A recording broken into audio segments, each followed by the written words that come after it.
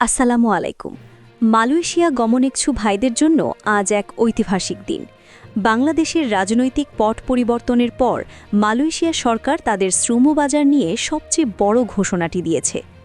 দেশনায়ক তারেক রহমানের শপথ গ্রহণের মাহেন্দ্রক্ষণে মালয়েশিয়া থেকে এলো এক বিশেষ চিঠি, যেখানে সরাসরি ৮০,০০০ নতুন কর্মী চাওয়া হয়েছে। আগামী ২২ তারিখ থেকে কলিং ভিসা এবং ২৮ তারিখ থেকে শুরু হচ্ছে মেডিকেল। তবে সাবধান, এবার নিয়োগ প্রক্রিয়ায় এমন কিছু কঠিন শর্ত যুক্ত হয়েছে যা আগে কখনো ছিল না। আজকের ভিডিওতে আমরা এই চিঠির গোপন তথ্য এবং আবেদনের নতুন নিয়মগুলো ফাঁস করব। পুরো ভিডিওটি না দেখলে আপনি বড় ধরনের আর্থিক ক্ষতির মুখে পড়তে পারেন। এখন জানব চিঠির বিস্তারিত ও তারেক রহমানের প্রভাব। দর্শক, আপনারা জানেন আজ ১৭ ফেব্রুয়ারি ২০২৬ বাংলাদেশের নতুন সরকার গঠিত হয়েছে। এই শুভকালেই মালয়েশিয়ার প্রধানমন্ত্রী আনোয়ার ইব্রাহিম তারেক রহমানকে অভিনন্দন জানিয়ে একটি বিশেষ চিঠি পাঠিয়েছেন। কি আছে চিঠিতে?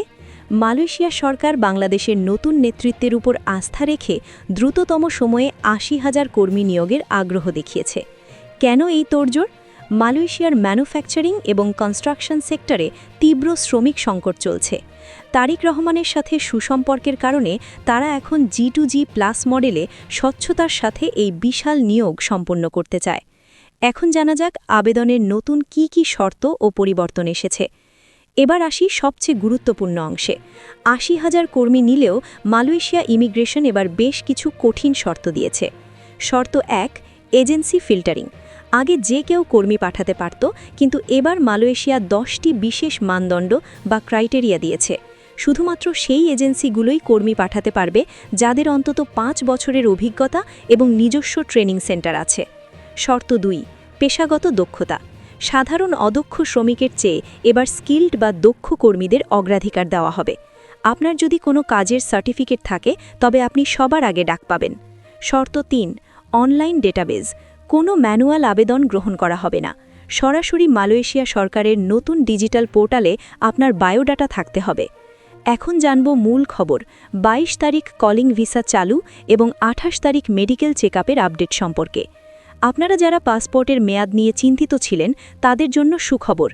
আগামী ২২ তারিখ থেকে কলিং ভিসার জন্য ডিমান্ড লেটার ইস্যু শুরু হবে। এজেন্সিগুলো তাদের কোটা অনুযায়ী কর্মীদের নাম ইনপুট দেওয়া শুরু করবে। যারা ২২ থেকে ২৫ তারিখের মধ্যে কলিং পাবেন তাদের ২৮ তারিখ থেকে নির্ধারিত ফমেমা সেন্টারগুলোতে মেডিকেল করার স্লট দেওয়া হবে।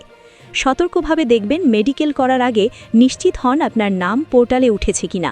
ভুয়া মেডিকেলের টাকা দেবেন না।